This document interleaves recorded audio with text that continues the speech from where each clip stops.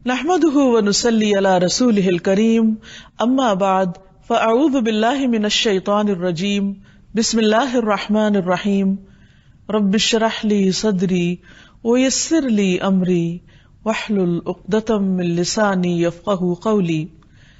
ناظرین، پروگرام اللہ کے خوبصورت نام کے ساتھ آپ کی خدمت میں حاضر ہے۔ آج ہم انشاءاللہ اللہ سبحانہ وتعالی کے نام السمیع پر بات کریں گے۔ السمیع کا معنی ہے سب کچھ سننے والا۔ اللہ سبحانہ وتعالی ہر آواز کو سنتا ہے، خواہ وہ کسی کی بھی ہو، کسی انسان کی یا جن کی، کسی فرشتے کی یا کسی حیوان کی، کسی پرندے کی یا کسی بھی مخلوق کی، خواہ وہ پوشیدہ ہو خواہ وہ ظاہر ہو، اونچی ہو یا آہستہ ہو، وہ کسی بھی زبان میں ہو، اللہ سبحانہ وتعالی اس کو سنتا ہے۔ اور پھر اس نے تمام آوازوں کا احاطہ کر رکھا ہے۔ پوشیدہ اس کے ہاں اعلانیہ کی طرح ہے، وہ سرگوشیاں بھی سنتا ہے، وہ مناجات بھی سنتا ہے، وہ دعائیں بھی سنتا ہے، وہ آہیں اور پکاریں بھی سنتا ہے، وہ بے قرار کی پکار بھی سنتا ہے، وہ مجبور کی دعا بھی سنتا ہے، اور بیک وقت اپنی ساری مخلوق کی سنتا ہے۔ اور وہ آوازیں آپس میں خلط ملط نہیں ہوتی، ہر ایک کی الگ الگ سنتا ہے۔ اگر ایک چیونٹی بھی اس کو پکارتی ہے تو وہ اس کی آواز بھی سنتا ہے، اس کی دعا بھی سنتا ہے، اس کی ضرورت کو بھی سمجھتا ہے۔ اور پھر یہ کہ وہ سننے کے بعد جواب بھی دیتا ہے، اور وہ ہر زبان سمجھتا ہے۔ زبانوں کا اختلاف اس کے ہاں کچھ بھی میٹر نہیں کرتا۔ یہ ہے اللہ السمیع۔ اور اس کا سننا انسانوں کی طرح کا سننا نہیں ہے، اس کا سننا اپنی ذات میں خاص ہے۔ اور پھر یہ بھی یاد رہے کہ نبی صلی اللہ علیہ وسلم نے جب اللہ سبحانہ تعالیٰ کی صفت سماعت کا ذکر کیا تو اپنے کان پر ہاتھ رکھا، جب صفت بصارت کا ذکر کیا تو آنکھ پر ہاتھ رکھا۔ اس کا مطلب یہ ہے کہ اللہ سبحانہ وتعالیٰ کے کان بھی ہیں اور آنکھیں بھی۔ پھر یہ کہ اللہ سبحانہ وتعالیٰ بندوں کی ساری باتیں سنتا ہے، خواہ وہ چپکے چپکے کرتے ہیں یا وہ اونچی آواز میں کرتے ہیں، خواہ وہ کہیں چھپ کر کوئی بات کرتے ہیں یا پبلکلی اعلانیہ طور پر کرتے ہیں، خواہ وہ کسی مائک میں بولتے ہیں یا بغیر مائک کے بات کرتے ہیں۔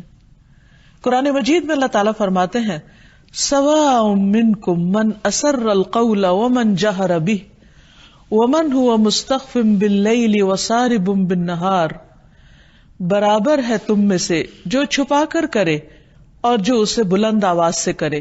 یعنی اللہ سبحانہ تعالیٰ کو اس سے کوئی فرق نہیں پڑتا کہ کوئی کس والیوم میں بات کرتا ہے، سامنے کرتا ہے یا چھپ کے کرتا ہے، اور جو رات کو بالکل چھپا ہوا ہے اور جو دن کو ظاہر ہے، پھرنے والا ہے، ہر ایک کی حرکات سے، ہر ایک کے خیالات سے، ہر ایک کی باتوں سے خوب واقف ہے۔ قرآن مجید سے ہمیں یہ بھی پتہ چلتا ہے کہ وہ سرگوشی کرنے والوں کی بھی سنتا ہے۔ اللہ تعالیٰ سورۃ المجادلہ میں ارشاد فرماتے ہیں الم تعلم ان اللہ یعلم ما فی السماوات وما فی الارض ما یکون من نجوى ثلاثۃ الا هو رابعهم ولا خمسۃ الا هو سادسهم ولا ادنى من ذلك ولا اکثر الا هو معهم اینما كانوا ثم ينبئهم بما عملوا یوم القیامۃ ان اللہ بکل شیء علیم۔ کیا تم نے نہیں دیکھا کہ بے شک اللہ جانتا ہے جو آسمانوں میں ہے اور جو زمین میں ہے، کوئی تین آدمیوں کی کوئی سرگوشی نہیں ہوتی مگر وہ ان کا چوتھا ہوتا ہے۔ یعنی ان سرگوشیوں کو سن رہا ہوتا ہے جو کسی چھوٹی سے چھوٹی مجلس میں لوگ بیٹھ کے کر رہے ہوتے ہیں، چپ کے دوسروں سے چھپا کے باتیں کر رہے ہوتے ہیں، اور نہ کوئی 5 آدمیوں کی مگر وہ ان کا چھٹا ہوتا ہے، اور نہ اس سے وہ کم ہوتے ہیں نہ زیادہ مگر وہ ان کے ساتھ ہوتا ہے۔ یعنی خواہ 2 ہوں یا پھر 5 سے کہیں زیادہ ہوں، وہ ہر ایک کی سن رہا ہوتا ہے، وہ جہاں بھی ہوں. پھر وہ انہیں قیامت کے دن بتائے گا جو کچھ انہوں نے کہا، جو کچھ انہوں نے کیا. یقیناً اللہ ہر چیز کو خوب جاننے والا ہے. یعنی اس کا سننا ایسا نہیں کہ بس وہ سن کے خاموش ہو جاتا ہے یا سن کے بھول جاتا ہے یا سن کے اگنور کر دیتا ہے، بلکہ جو کوئی کچھ بھی بولتا ہے وہ سب لکھا جا رہا ہے. اور خاص طور پر جن و انس کا یہ لکھا ہوا قیامت کے دن یا ان کے حق میں حجت بنے گا یا ان کے خلاف حجت بنے گا. اسی طرح وہ لوگ جو حق کے خلاف سازشیں کرتے ہیں یا پھر ایسی پلاٹنگ کرتے ہیں کہ جس سے حق کو نقصان پہنچانے کا ارادہ کرتے ہیں، تو اللہ سبحانہ وتعالی ان کے بارے میں بھی فرماتے ہیں کہ ام یحسبون انا لا نسمع سرهم ونجواهم بلا ورسلنا لدیہم یکتبون. یا وہ گمان کرتے ہیں کہ بے شک ہم ان کا راز اور ان کی سرگوشی نہیں سنتے. یعنی جب وہ پیغمبر کے خلاف باتیں بنا رہے ہوتے ہیں یا چالیں چل رہے ہوتے ہیں یا پلاٹنگ کر رہے ہوتے ہیں تو کیا ہم سن نہیں رہے ہوتے؟ کیوں نہیں؟ اور ہمارے بھیجے ہوئے ان کے پاس لکھتے رہتے ہیں. یعنی ہم خود بھی سنتے ہیں اور اس کے ساتھ ساتھ ہم نے جو فرشتے مقرر کیے ہیں وہ بھی ان کی ساری باتوں کو لکھ رہے ہیں. اس لیے انسان کو چاہیے کہ جب بھی بولے سوچ کر بولے اور سچ بولے اور وہ بات بولے جو اللہ سبحانہ وتعالیٰ کو راضی کرنے والی ہو، اور ان تمام باتوں سے بچے جو اللہ سبحانہ وتعالیٰ کو ناراض کرنے والی ہوں. یاد رہے کہ اللہ سبحانہ وتعالیٰ کو صرف وہ بات ہی نہیں سنائی دیتی کہ جو اونچی آواز میں پکار کر کہی جائے، کیونکہ اللہ تعالیٰ دلوں کے حال بھی جانتا ہے اور ان کہی باتوں کو بھی سمجھتا ہے. اسی لیے اس کی یہ صفت السمیع بارہا العلیم کے ساتھ آئی ہے. ابو موسیٰ اشعری کہتے ہیں کہ جب رسول اللہ صلی اللہ علیہ وسلم خیبر کی طرف روانہ ہوئے تو راستے میں لوگ ایک وادی میں پہنچے اور بلند آواز کے ساتھ تکبیر کہنے لگے، اللہ اکبر لا الہ الا اللہ. تو رسول اللہ صلی اللہ علیہ وسلم نے فرمایا، اربعوا علی انفسکم انکم لا تدعون اصم ولا غائبا انکم تدعون سمیعا قریبا وہو معکم. اپنی جانوں پر رحم کرو، تم کسی بہرے کو یا کسی ایسے کو نہیں پکار رہے ہو جو تم سے دور ہے، جسے تم پکار رہے ہو وہ سب سے زیادہ سننے والا ہے اور تمہارے بہت نزدیک ہے، بلکہ وہ تمہارے ساتھ ہے. تو اس لیے انسان خواہ دعا مانگے یا کوئی اور بات کرے تو وہ اس بات کا یقین رکھے کہ اللہ سبحانہ وتعالیٰ اس کے ساتھ ہے اور وہ سب سن رہا ہے. دعا میں بھی یقین اسی وقت پیدا ہوتا ہے جب انسان کو یہ پتا ہو کہ اس کی سنی جا رہی ہے. اگر انسان کو یہ یقین ہو جائے تو انسان اپنی پریشانیاں انسانوں کے پاس لے کر نہ جائے بلکہ اللہ سبحانہ وتعالیٰ سے ان کا ذکر کرے اور اسی سے ان کا حل مانگے. ابن عباس کہتے ہیں کہ ہلال بن امیہ نے نبی صلی اللہ علیہ وسلم کے سامنے اپنی بیوی پر شریک ابن صحماء کے ساتھ تہمت لگائی تو آپ نے فرمایا، گواہ لاؤ ورنہ تمہاری پیٹھ پہ حد لگائی جائے گی. انہوں نے کہا، یا رسول اللہ صلی اللہ علیہ وسلم، ایک شخص اپنی بیوی کے ساتھ ایک غیر کو مبتلا دیکھتا ہے تو کیا ایسی حالت میں گواہ کو تلاش کرنے جائے گا؟ لیکن آپ یہی فرماتے رہے کہ گواہ لاؤ ورنہ تمہاری پیٹھ پہ حد جاری کر دی جائے گی. اس پر ہلال نے عرض کیا، اس ذات کی قسم جس نے آپ کو حق کے ساتھ بھیجا ہے، یعنی نبی بنا کر بھیجا ہے، میں سچا ہوں اور اللہ تعالیٰ خود ہی کوئی ایسی آیت نازل فرما دے گا جس کے ذریعے میرے اوپر سے حد دور ہو جائے گی. اتنے میں جبریل علیہ السلام تشریف لائے اور یہ آیت نازل ہو گئی، والذین یرمون ازواجہم، اور پھر یہ آخر تک آیت آئی کہ وہ لوگ جو اپنی بیویوں پر الزام لگاتے ہیں تو اس کا پھر آگے کیا حل ہے اور کیا نتیجہ.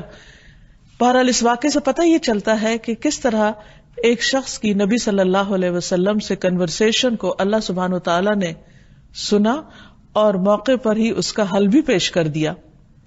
اسی طرح ایک اور واقعہ ہمیں ملتا ہے، زید بن ثابت انصاری اس کو روایت کرتے ہیں. زید بن ثابت رضی اللہ تعالیٰ عنہ بہت ذہین صحابہ میں سے تھے. انہوں نے 17 دن میں عبرانی زبان سیکھی تھی. نبی صلی اللہ علیہ وسلم کے کاتب تھے. جب آپ پر کچھ آیات اترتی، وحی نازل ہوتی، تو آپ ان کو بلواتے اور انہیں آپ لکھواتے، اور وہ اس وقت کی نازل شدہ وحی کو اپنے ہاتھ سے لکھا کرتے تھے. تو اسی طرح ایک موقع پر آپ صلی اللہ علیہ وسلم ان کو یہ آیت لکھوا رہے تھے، لا يستوي القاعدون من المؤمنین والمجاہدون فی سبیل اللہ. قائدون یعنی بیٹھنے والے اور مجاہدون فی سبیل اللہ یعنی اللہ کے راستے میں جہاد کرنے والے برابر نہیں ہوتے، دونوں کے درجے میں رتبے میں فرق ہے. تو اتنے میں عبداللہ بن مکتوم جو نابینا صحابی تھے وہ اندر آئے. انہوں نے جب یہ آیت سنی تو کہنے لگے، اے اللہ کے رسول صلی اللہ علیہ وسلم، اگر مجھ میں جہاد کی طاقت ہوتی تو میں ضرور نکلتا. چونکہ وہ نابینا تھے اس لیے شریک نہیں ہو سکتے تھے. تو اس پر اللہ سبحانہ وتعالیٰ نے فوراً وحی نازل کر دی. اسی وقت آپ پر وحی کی کیفیت طاری ہو گئی، اور آپ کی ران میری ران پر تھی. اس شدت کی وجہ سے جو وحی کے وقت آپ محسوس کرتے تھے، مجھے یوں لگا جیسے میری ران پھٹ جائے گی، یعنی اتنا بوجھ پڑ رہا تھا اس پر. تو اس پر جو ہی وہ شدت ختم ہوئی تو آپ صلی اللہ علیہ وسلم نے مجھے ان الفاظ کے اضافے کے لیے کہا، غیر اولی الضرر، یعنی بیٹھنے والوں میں سے جن کا کوئی عذر نہیں وہ اور مجاہد برابر نہیں. ہاں جن کا کوئی عذر ہے اور ان کی نیت ہے اور وہ اللہ کے راستے میں نکلنا چاہتے ہیں تو اللہ سبحانہ وتعالیٰ ان کو نکلنے والوں کے برابر ہی اجر دے گا، خواہ وہ نہ بھی نکل پائیں. پھر اسی طرح یہ ہے کہ اللہ سبحانہ وتعالیٰ اپنے بندوں کی دعائیں سنتا ہے. ارشاد باری تعالیٰ ہے، وَإِذَا سَأَلَكَ عِبَادِي عَنِّي فَإِنِّي قَرِيبٌ اجیب دعوت الداعی اذا دعان فلیستجیبوا لی ولیؤمنوا بی لعلہم یرشدون. وَإِذَا سَأَلَكَ، اور جب آپ سے پوچھے، جب بھی، عبادی میرے بندے، انی میرے بارے میں، فإنی قریب، تو بے شک میں قریب ہوں، یقیناً قریب ہوں، بہت قریب ہوں، دور نہیں ہوں ان سے. اجیب دعوت الداعی اذا دعانی، میں جواب دیتا ہوں پکارنے والے کی پکار کا جب بھی وہ مجھے پکارتا ہے. یہاں پر دلچسپ بات یہ ہے کہ دعویٰ کا لفظ آیا ہے، دعا کا نہیں آیا. دعویٰ کا مطلب ہوتا ہے ایک دفعہ پکارنا، یعنی اگر وہ مجھے ون سنگل ٹائم بھی پکارتا ہے، کسی ایک بار بھی مجھے پکارتا ہے تو میں اس کی پکار سنتا ہوں. اور الداعی کہا یعنی پکارنے والا، دعا کرنے والا. یہ نہیں کہا کہ جب متقی مجھے پکارتا ہے یا بہت نیک شخص کوئی پکارتا ہے یا مومن مجھے پکارتا ہے تو اس وقت میں اس کی پکار سنتا ہوں، بلکہ جو بھی مجھے پکارتا ہے اور جب بھی مجھے پکارتا ہے میں اس کی پکار سنتا ہوں، اس کو جواب دیتا ہوں. اذا دعانی، جب، جہاں، جس وقت، جیسے بھی وہ مجھے پکارتا ہے. فلیستجیبوا لی، چاہیے کہ وہ بھی میری بات مانے، وہ بھی میری بات سنے. ولیؤمنوا بی، اور مجھ پر اعتماد رکھیں، مجھ پر ایمان لائیں. لعلہم یرشدون، شاید کہ وہ ہدایت پا جائیں. یعنی یہ دعا ان کے لیے زندگی کو بدلنے کا ذریعہ بن جائے، سیدھے رستے پر چلنے کا. اب دیکھیے کہ سورۃ الفاتحہ میں ہر روز ہم ہر نماز کی ہر رکعت میں اللہ سبحانہ تعالیٰ کو پکارتے ہیں، ایاک نعبد و ایاک نستعین، صرف تیری ہم عبادت کرتے ہیں اور صرف تجھ سے ہم مدد چاہتے ہیں، یعنی تجھ سے دعائیں کرتے ہیں. تو اللہ سبحانہ تعالیٰ کا وعدہ ہے کہ میرا جو بندہ بھی مجھ سے جب بھی مانگے گا، خواہ وہ ایک بار مانگے، میں اس کی پکار سنوں گا اور میں اس کی پکار کا جواب دوں گا، اس کی دعا قبول کروں گا. ایک دفعہ نبی صلی اللہ علیہ وسلم نے جب صحابہ سے ذکر کیا تو انہوں نے کہا کہ پھر تو ہم اپنے رب سے بہت زیادہ مانگیں گے، یعنی اگر رب سنتا ہے تو پھر تو ہم بہت بہت دعائیں کریں گے. تو آپ نے فرمایا اللہ سبحانہ وتعالیٰ اس سے بھی زیادہ ہے، یعنی تم جتنا مانگ سکتے ہو وہ اس سے بھی کہیں زیادہ ہے دینے والا، سننے والا، جواب دینے والا. تو ایک انسان جس کو یہ یقین ہو کہ میرا رب ہر حال میں، دن کو، رات کو، جب ساری دنیا سو رہی ہو، جب کوئی سننے والا نہ ہو، جب کوئی پہنچنے والا نہ ہو، تو وہ اس کے قریب ہوتا ہے، وہ اس کی پکار سنتا ہے. تو پھر جسے یہ یقین ہوگا وہ ہر حال میں اپنے رب ہی کو پکارے گا، اور اس کو رب کا دامن چھوڑ کر، رب کا در چھوڑ کر کہیں اور جانے کی اور کسی اور کو کچھ بھی سنانے کی ضرورت نہیں رہتی.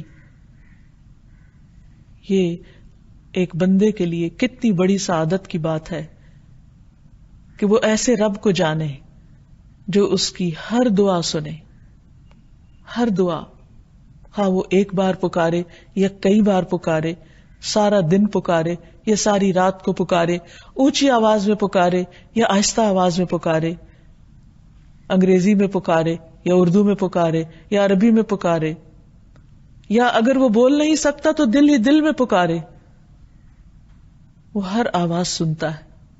اور پھر صرف سنتا ہی نہیں، وہ جواب دینے پہ قادر ہے، وہ بندے کی اس ضرورت کو پوری کرنے پہ قادر ہے، اور وہ کرتا بھی ہے. پھر اسی طرح اہل ایمان کا یہ اعتقاد ہونا چاہیے کہ رب جب ان کی سنتا ہے تو پھر ان کی زندگی میں کسی قسم کا خوف اور کوئی مایوسی نہیں رہنی چاہیے.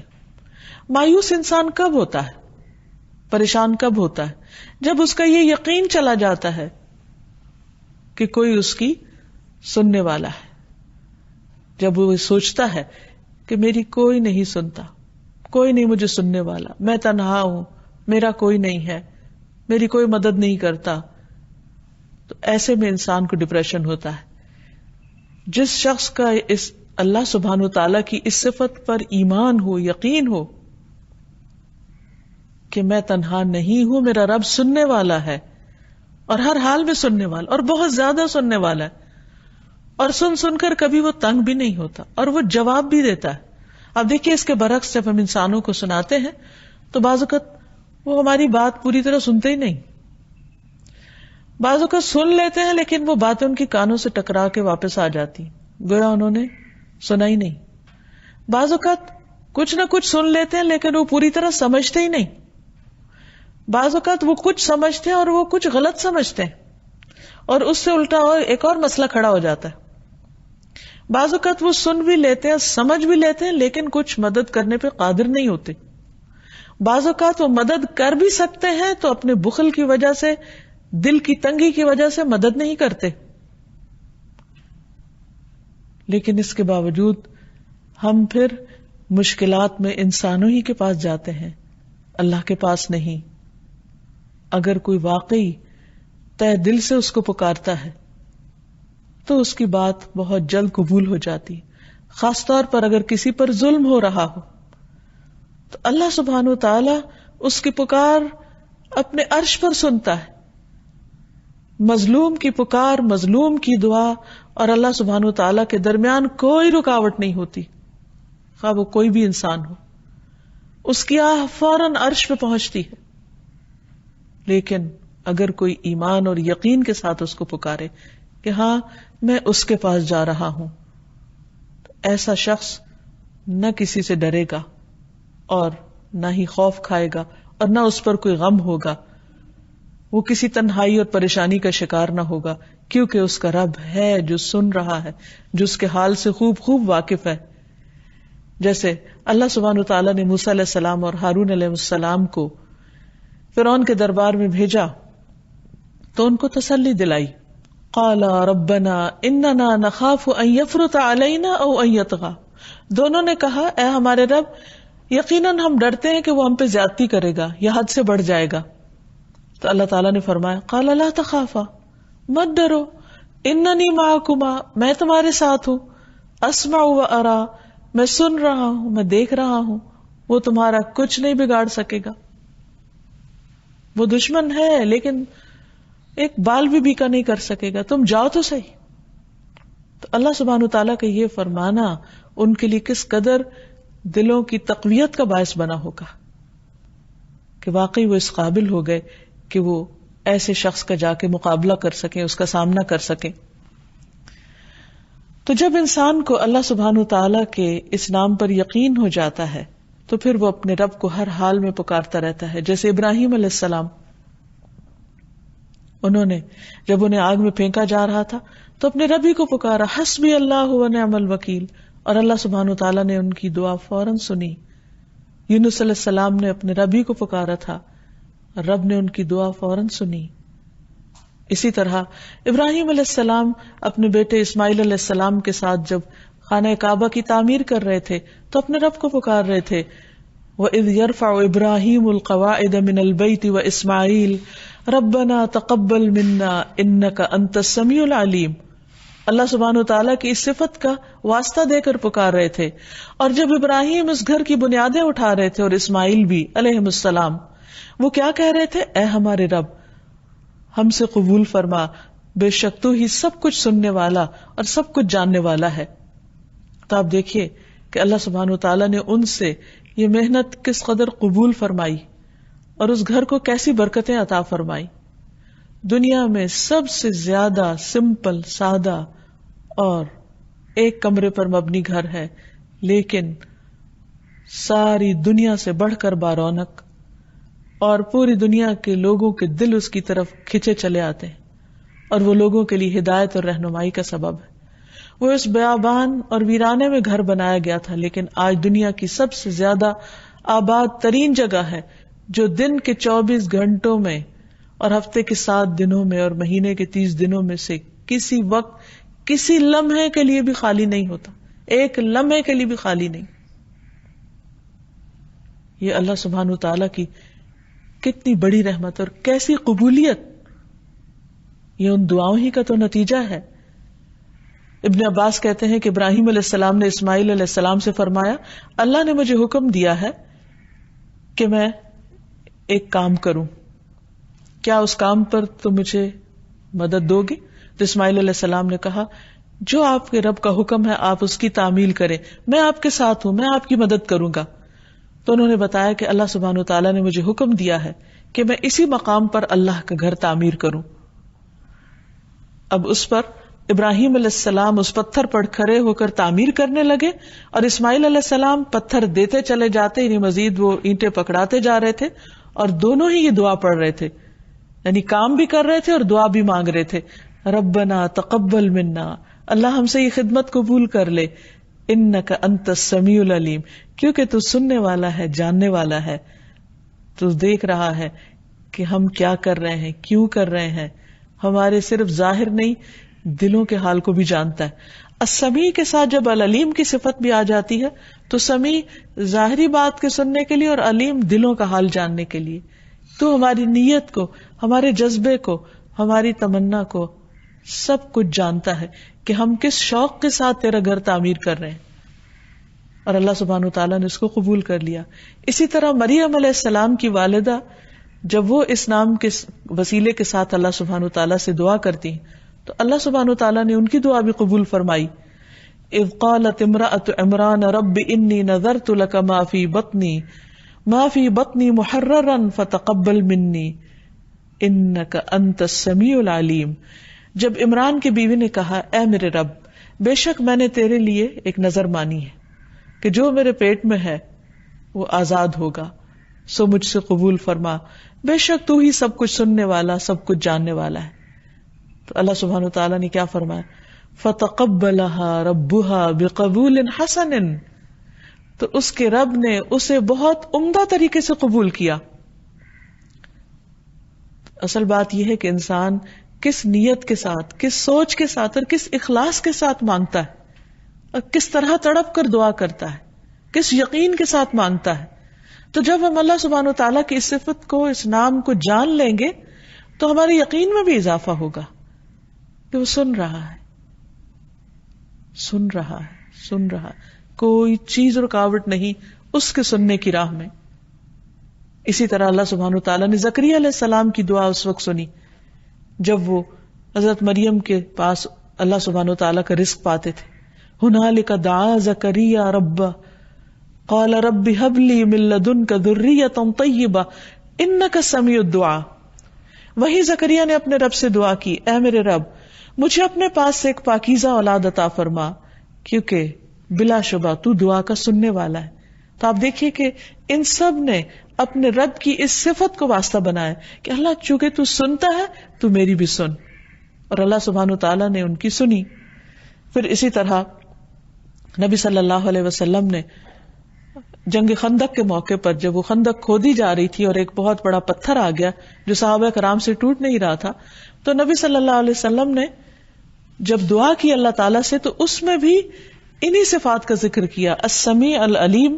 اور یہ کہہ کر آپ نے جب پتھر پر وہ اوزار مارا تو پتھر سے ایک زبردست قسم کی روشنی نکلی اور اللہ سبحانہ تعالیٰ نے آپ کی دعا سن لی اور 3 ضربیں آپ نے لگائیں اور وہ پتھر ٹوٹ گیا. اسی طرح نماز میں قرات سے پہلے اللہ سبحانہ تعالیٰ کے اس نام سے اللہ کی پناہ لی جاتی ہے. ابو سعید خدری کہتے ہیں کہ رسول اللہ صلی اللہ علیہ وسلم جب رات میں نماز تہجد کے لیے کھڑے ہوتے تو اللہ اکبر کہتے اور پھر سبحانک اللہم وبحمدک وتبارک اسمک وتعالی جدک ولا الہ غیرک پڑھتے، پھر 3 مرتبہ لا الہ الا اللہ کہتے، 3 مرتبہ اللہ اکبر کبیرہ کہتے، پھر فرماتے اعوذ باللہ السمیع العلیم من الشیطان الرجیم من ہمزہ ونفخہ ونفثہ، اور پھر اس کے بعد قرات فرماتے یعنی سورۃ الفاتحہ وغیرہ. تو اس سے کیا پتہ چلتا ہے کہ رسول اللہ صلی اللہ علیہ وسلم جب اعوذ باللہ پڑھتے تو صرف اعوذ باللہ نہیں بلکہ اللہ سبحانہ تعالیٰ کی ان صفات کا بھی ذکر کرتے، اعوذ باللہ السمیع العلیم، کیونکہ اللہ سبحانہ تعالیٰ نماز کے عالم میں بھی جو کچھ ہم پڑھتے ہیں اس کو سن رہا ہوتا ہے. بلکہ جب ہم رکوع کے بعد سر اٹھاتے ہیں اور کہتے ہیں سمع اللہ لمن حمدہ، تو اس کا مطلب کیا ہے؟ اللہ نے سن لی اس بندے کی پکار جس نے اپنے رب کی تعریف کی. یعنی ہم اللہ سبحانہ تعالیٰ کی تعریف کریں، اس کا ذکر کریں، اس کی تسبیح کریں، اس کی وحدانیت کا اقرار کریں یا اس کی حمد و ثنا کریں، کچھ بھی کہیں، وہ سب کچھ سن رہا ہوتا ہے. اس لیے زبان سے کوئی بھی جو کلمہ اس کی تعریف اور تسبیح یا حمد و ثنا کا ہو، اس کو بولتے وقت یہ سوچنا چاہیے کہ اس وقت میری زبان سے نکل رہا ہے اور میرا رب اس کو سن رہا ہے اور اس کو قبول کرے گا. کیونکہ جتنے یقین کے ساتھ ہم یہ مانگیں گے یا بولیں گے اتنے ہی یقین کے ساتھ ہمیں انشاءاللہ دعا کی قبولیت کے بارے میں تسلی ہوگی. پھر اسی طرح اس صفت کے ساتھ جب انسان صبح شام دعا کرتا ہے تو اللہ کے نام کے ساتھ کوئی چیز انسان کو نقصان نہیں دیتی.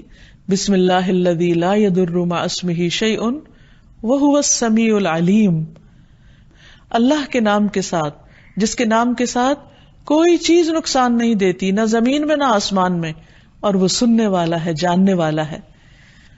پھر اسی طرح ہمیں یہ بھی سکھایا گیا ہے کہ ہم ان دعاؤں سے پناہ مانگے اللہ سبحانہ تعالیٰ کی جو سنی نہیں جاتی. اور وہ کب ہوتا ہے؟ یعنی اللہ تعالیٰ تو سنتا ہے لیکن سننے کا معنی یہاں قبولیت ہے، یعنی قبول نہیں ہوتی. رسول اللہ صلی اللہ علیہ وسلم یہ دعا مانگا کرتے تھے، اللہم انی اعوذ بک من علم لا ينفع ومن قلب لا يخشع ومن نفس لا تشبع ومن دعاء لا يسمع. اے اللہ میں 4 چیزوں سے تیری پناہ چاہتا ہوں، ایسا علم جو فائدہ نہ دے، ایسا دل جس میں خشوع نہ ہو، ایسا نفس جو کبھی سیر نہ ہو، اور ایسی دعا جو سنی نہ جائے. تو اب سوال یہ پیدا ہوتا ہے کہ اللہ سبحانہ تعالیٰ تو سب کچھ سنتا ہے لیکن وہ کیسی دعا ہوتی ہے جو سنی نہیں جاتی؟ عبد الرحمن بن یزید کہتے ہیں کہ علقمہ مجھے ملے اور مجھ سے کہا کہ کیا تم نہیں دیکھتے کہ ربی کیا کہتے ہیں؟ ربی کہتے ہیں کیا تم نہیں دیکھتے کہ لوگ کتنی زیادہ دعائیں کرتے ہیں اور کتنی کم قبول ہوتی ہیں؟ یہ اس لیے ہوتا ہے کہ اللہ چھپی ہوئی دعا کے سوا اور کوئی دعا قبول نہیں کرتا. میں نے کہا کہ یہی بات عبداللہ رضی اللہ عنہ نے بھی کہی تھی کہ اللہ تعالیٰ کسی شہرت پسند اور ریاکار یا کھیل سے دعا کرنے والی کی دعا قبول نہیں کرتا. یعنی اللہ تعالیٰ ایسی دعا قبول نہیں کرتا کہ جو انسان صرف دوسروں کو سنانے کے لیے کر رہا ہو یا لوگوں کو یہ بتانے کے لیے کہ وہ بہت اچھی دعا کرنا جانتا ہے یا بہت دعائیں کرتا ہے یا صرف لوگوں کے سامنے مانگتا ہے اور حقیقت میں اللہ سبحانہ تعالیٰ کو سنانا مقصود نہیں ہوتا. وہ صرف اس دعا کرنے والے کی وہ دعا قبول فرماتا ہے جو اس کے قلب کے اندرونی حصے سے نکلتی ہے، یعنی پورے یقین کے ساتھ نکلتی. اور یہ یقین لانے کے لیے اللہ کی صفت السمیع کا ہونا، علم میں ہونا اور اس کو سمجھنا اور اس پر غور و فکر کرنا اور اس کا احساس رکھ کے مانگنا بہت ضروری ہے. اس اللہ سبحانہ وتعالیٰ کسی کھلنڈرے دل، غافل دل کی دعا نہیں سنتا کہ جس میں انسان زبان سے تو مانگ رہا ہو لیکن اس کا دل ساتھ شریک نہ ہو، اور اس کے اپنے کان بھی نہ سنے سمجھے کہ وہ کہنے والے نے کہا کیا، مانگنے والے نے مانگا کیا.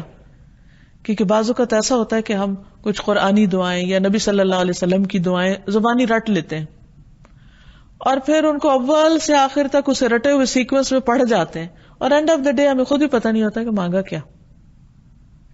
اور بعض اوقات نماز میں ہی کیفیت ہوتی ہے، نماز میں کئی ایک دعائیں.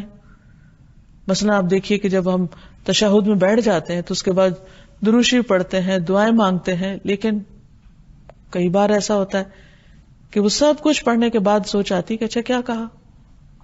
تو ایسی دعائیں صرف زبان کی گردان ہوتی ہیں، دل سے نہیں نکلتی، پورے شعور کے ساتھ نہیں مانگی جاتی، تو پھر شکوہ کس بات کا کہ وہ قبول نہیں ہوئی. تو اب یہ ہے کہ جب بندے کو یہ یقین ہو جائے کہ اللہ سبحانہ وتعالیٰ سنتا ہے اور ہر بات سنتا ہے، تو پھر اس کو ہر بات اللہ سبحانہ وتعالیٰ کے سامنے ہی رکھنی چاہیے اور اسی سے ڈرتے ہوئے انسان کو بولنا چاہیے. اللہ سبحانہ وتعالیٰ کی اس صفت اور اس نام کو جاننے کا مطلب یہ ہے کہ انسان اس بات پر یقین رکھے کہ اللہ سبحانہ وتعالیٰ سنتا ہے اور وہ عرش کے اوپر سے بھی سنتا ہے. حضرت عائشہ کہتی ہیں کہ سب تعریفیں اللہ کے لیے ہیں جو تمام آوازوں کو سنتا ہے. ایک تکرار کرنے والی خاتون نبی صلی اللہ علیہ وسلم کی خدمت میں حاضر ہوئی. میں کمرے کے ایک کونے میں بیٹھی ہوئی تھی. وہ نبی صلی اللہ علیہ وسلم سے اپنے خاوند کی شکایت کر رہی تھی. مجھے اس کی بات سنائی نہیں دے رہی تھی اور اللہ تعالیٰ نے یہ آیت نازل فرما دی، قد سمع اللہ قول التی تجادلک فی زوجہا وتشتکی الی اللہ واللہ یسمع تحاورکما.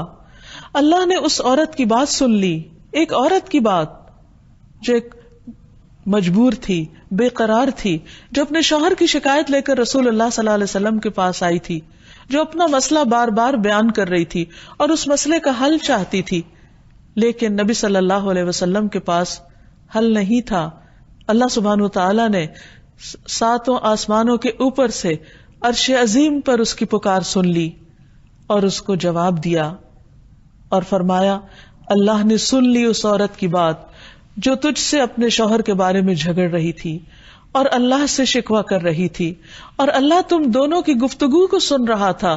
واللہ یسمع تحاورکما.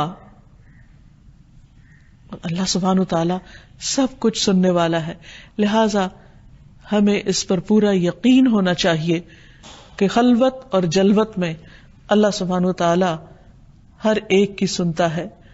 پھر یہ کہ ہمارے کان اللہ کی دی ہوئی ایک نعمت ہے.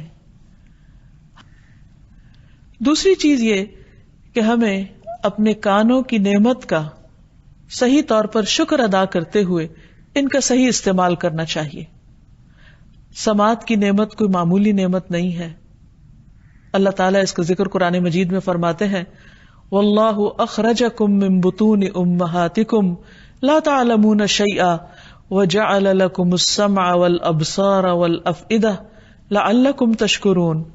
اور اللہ نے تمہیں تمہاری ماؤں کے پیٹوں سے اس حال میں نکالا کہ تم کچھ نہ جانتے تھے.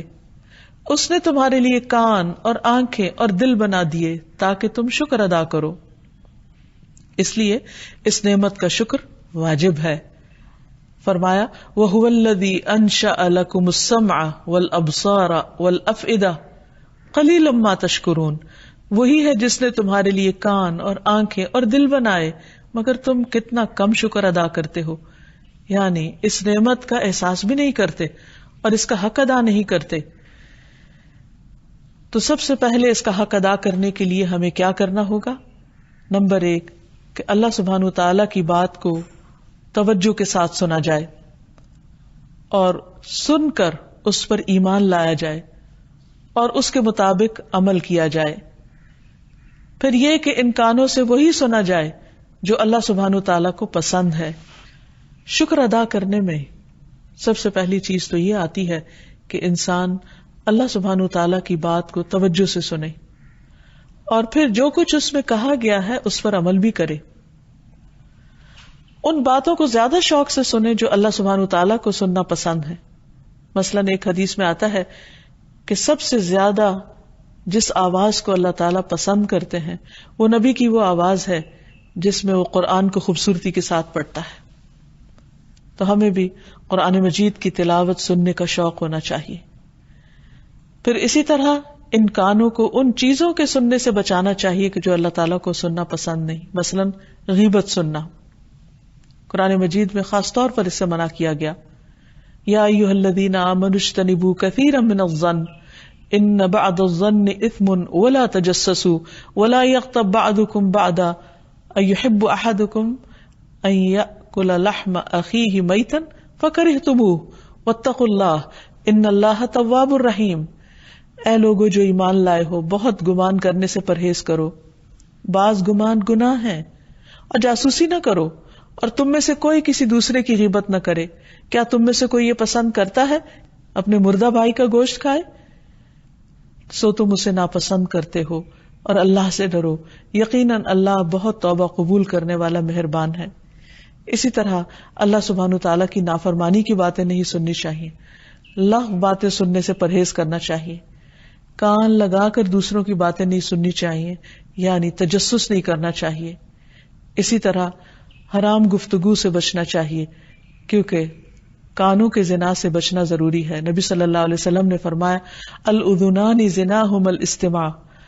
کانوں کا زنا فحش بات سننا ہے کیونکہ کانوں کے بارے میں قیامت کے دن سوال ہوگا.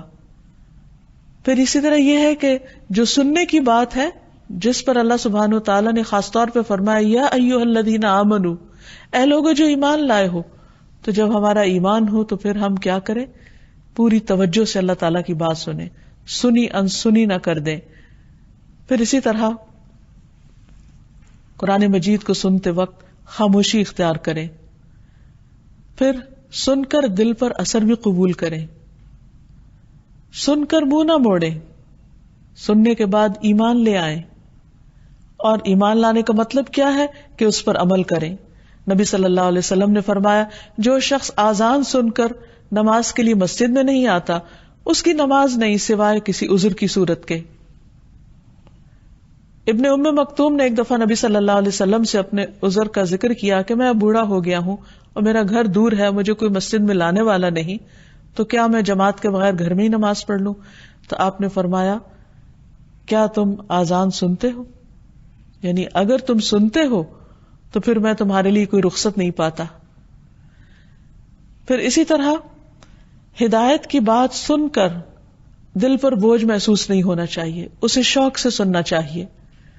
پھر سن کر بھی نہ سننا ان لوگوں کی صفت ہے جو اللہ سبحانہ و تعالیٰ کے ناپسندیدہ ہے، کہ جن کے سننے میں کوئی سنجیدگی نہیں ہوتی. پھر یہ کہ بات سن کر اس کو مروڑ نہیں دینا چاہیے، اصل سے پھیر نہیں دینا چاہیے. پھر اسی طرح یہ کہ سن کر تکبر نہیں کرنا چاہیے، سن کے مذاق نہیں اڑانا چاہیے، خصوصاً اللہ سبحانہ تعالیٰ کی باتوں کو.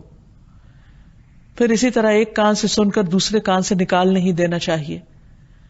پھر ایسا کوئی کام نہیں کرنا چاہیے کہ دوسرے لوگ خیر اور بھلائی کی بات سننے سے محروم ہوں. حق کی بات خود بھی توجہ سے سنیں اور دوسروں کو بھی سننے کا موقع دیں، کیونکہ قیامت کے دن جہنم والے اس بات پر پچھتائیں گے کہ انہوں نے دنیا میں حق کی بات سنی کیوں نہ. وَقَالُوا لَوْ كُنَّا نَسْمَعُ أَوْ نَعْقِلُ مَا كُنَّا فِي أَصْحَابِ السَّعِيرِ فَاعْتَرَفُوا بِذَنبِهِمْ فَسُحْقًا لِأَصْحَابِ السَّعِيرِ. وہ کہیں گے کاش ہم سنتے ہوتے، کاش ہم اچھی بات سن لیتے یا سمجھ لیتے تو بھڑکتی ہوئی آگ والوں میں شامل نہ ہوتے. تو وہ اپنے اس قصور کا اعتراف کر لیں گے. سو دوری ہے بھڑکتی ہوئی آگ والوں کے لیے، یعنی قیامت کے دن انسان کو بہت بڑا پچھتاوا لاحق ہوگا اپنے ان کانوں کو صحیح طریقے پر استعمال نہ کرنے کا اور حق بات کو سننے کی زحمت گوارا نہ کرنے کا. کہ ہم اسے سننا بھی نہیں چاہتے. اللہ تعالیٰ ہمیں اس سے محفوظ رکھے.